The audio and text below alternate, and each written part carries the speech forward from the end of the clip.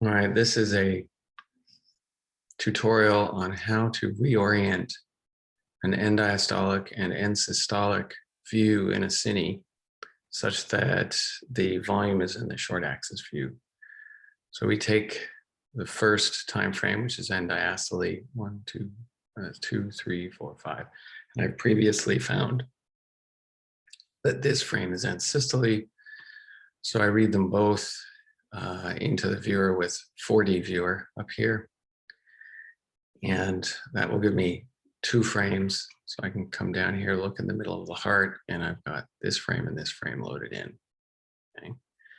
I immediately go to the NPR tools here, 3D NPR, and orient the heart so that I'm looking at a short axis in the far left window here. So the first thing I do is I get these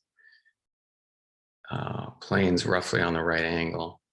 And I look over here and go down to the apex and put my target right on the apex so that I don't get foreshortening in any of my views. I should probably do this on the end systole one, right? So let's go to end systole and make sure it's the foreshortening would occur about here, there. So that's the end systolic view. Then I orient this plane so that it bifurcates the 2 extremes of the mitral valve here. And I look at the 2 extremes of the mitral valve here and I bifurcate that. And that's my orientation. And I can go back and look at that orientation at end diastole. This bifurcation looks okay. This one looks like it drifted a little bit. I think I might just poke it like that. Okay. Then take the slice in the right-hand side and go back to the middle of the heart. And on the first view here, we then hit Command E, as we're going to make a stack of these. And basically the settings for this are, let's call it 00 since it's end diastole. Best rendering series with following settings. So you get all this stuff. 768 by 768 up here for size, and do the full 16-bit data.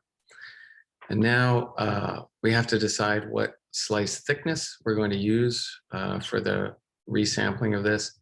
And for this application, we'll just use the same thickness that we started with, which whatever this thickness is, or the original images, we'll use that. Go from, this goes up to the base, get to a nice round number that's easy to remember, say 52, down to the apex, make it a nice round number. So let's do 104, so it's 52 either side. 104 slices. Okay, so I have 52 up top, 52 down below, hit OK.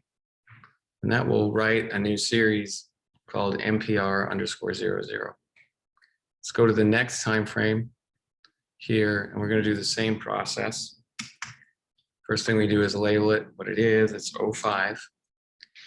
Okay, and hit tab to get out of that window. Now, see, it changed the slice thickness on us to the default. So we're going to go back to same thickness. You see, it changed the number of planes for some reason. I'm not sure why that happens. Probably. So we're just going to do this again. Pick 52, because that's what we did last time. And 52 more to get to 104. And now we'll have exactly the same slices in both of those series, NPR00 and 05. So hit OK. And that writes it out. So we could kill this, we can kill this. And now we can go and look at our 2 NPR00, NPR05, loaded into the 4D viewer. It has a short axis orientation so that we can draw contours more easily. If we go to the volume rendering tool, it doesn't like the fact the slices are slightly different. But if we play the movie, yeah, you see it's just the heart's moving. The volume is staying the same. So we can, zoom that up, take a look at where the blood pool is, say in here. Let's go in there like that. Let me take a look. There's the left ventricle there. All right, with this big ball there. Let's brighten it up a little bit. Oh, let's tighten it. Tighten the window, brighten it up. Tighten the window, brighten it up a bit. So there's the LV, and we can play this again. And we see the motion of the LV with everything else staying in place for doing the segmentation in the same coordinate system. So there's the function of the heart at end diastole and end systole. Okay, and so now we can proceed and do our analysis on those two new series, MPR_00 and MPR_05.